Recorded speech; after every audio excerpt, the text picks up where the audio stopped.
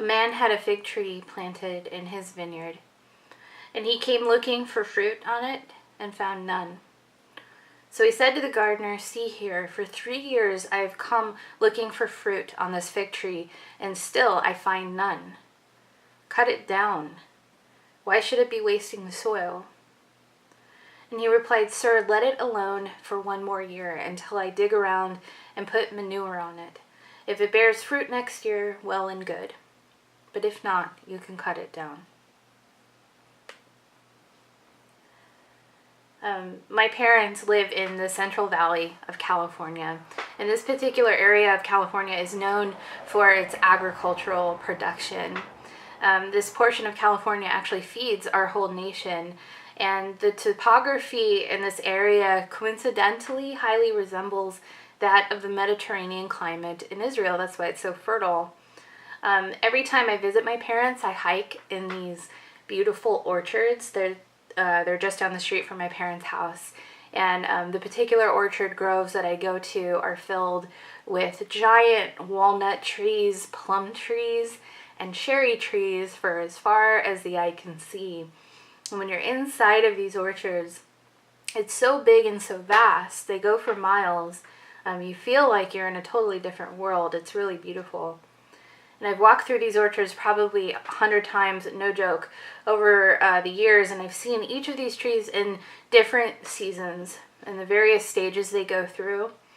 The times when they bear fruit, the times when they're dormant, the times when they're full of leaves, to the times when they're just about to bloom in the springtime, which is right about now. And in the winter, all of the leaves fall off. And in the summertime, the branches can become so heavy with fruit that they're bending down toward the ground.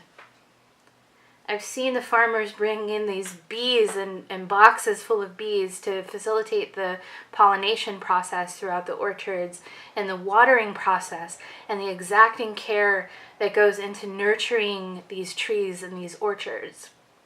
I've also witnessed these farmers uprooting and cutting down whole portions of their orchards at various times for various reasons, and then replanting something else in its place. It's crazy. I'll be walking down a row of the orchards, and what looks like a healthy and mature tree, the next few times I go, a whole row of that same row is gone, or it's completely cut down to the trunk. But the fruitfulness of this agriculture impacts both the farmer and the person using the product. If the orchard is unsuccessful, if there's drought or if there's rot, the climate is bad, the survival of the farmer diminishes. In fact, the whole nation would feel this impact if it happened to multiple farmers. Good fruit equals and equates to thriving for the farmer, as well as thriving for people who need it to nourish their bodies, and that's us. The farmer knows that eventually they're going to have to sell their fruit, and they know when they have a good product and their trees are producing as they should, but ultimately it's the consumer, it's you and I, who decides what we will buy and consume. We also, as consumers, get to determine what we think is good fruit or bad fruit.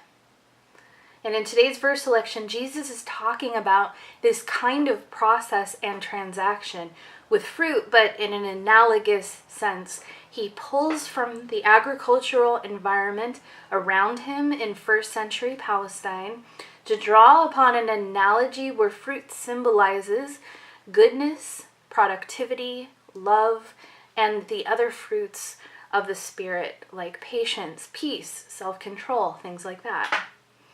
And if a tree is bad, if it's rotted or corrupted in some way, it affects the entire tree from root to stem. In fact, it can affect also negatively the other trees surrounding it. These trees can sometimes be pruned back or cut back. They can be replanted or given treatments to recover them or bring them back. But ultimately, if they fail to produce, they need to be cut down and they need to be uprooted, and something else has to take its place. But in this particular verse, even though this tree hasn't produced in 3 years, the farmer has trouble with the idea of cutting it down. Notice he tries to keep the tree there. It's not surprising, right, given the amount of work which goes into gaining a good crop and all this effort that goes into nurturing a tree from its like baby stages into a full-grown mature tree. And Jesus means for us to use this analogy when we consider the effectiveness of not just ourselves, but also the effectiveness of spiritual leaders and in their failure or refusal to recognize that their theology is bad and it's no longer fruitful. It's hard for people to admit when their work is ineffective. It's a shot to the ego. Or that their churches are dying, or realizing all their congregants are older than they are. There's no one new coming in, no one young. And it's hard for the person delivering the message to admit that their theology does not bear fruit, that their theology is actually hurting people. And poor theological and interpretive renderings produce death in churches, and congregants are the ones who suffer. They are the ones who have been deprived of nurturing and nourishment. If there is no change, if there's no pruning, or if there's no willingness to look deeply inside of ourselves, there will be a reckoning. Those leaders, those teachers, and analogously those trees will be cut down, and new ones, new leaders, new teachers, and pastors will take the place of ineffective leaders. In addition, the fact that a tree has not been cut down yet does not mean that it's bearing fruit. This is something to be mindful of. There are many ineffective leaders still attempting to sell bad fruit or not producing. And as for you, the ones visiting churches or leaving churches or considering what church to go to, you are the ones with power and discernment over what is good fruit and what is bad. Are the theological messages you're being taught choking the life from you, or are they giving you life? Are you listening to your emotions, your body, your heart, and your mind? These are ways and methods instilled in you by God for you to not only learn what love and nourishment is supposed to be, but to actually feel it inside of you and experience that. Experiences and feelings allow you to test the quality, just like you can test fruit by eating it and tasting it, and verify if it's good, right, and true.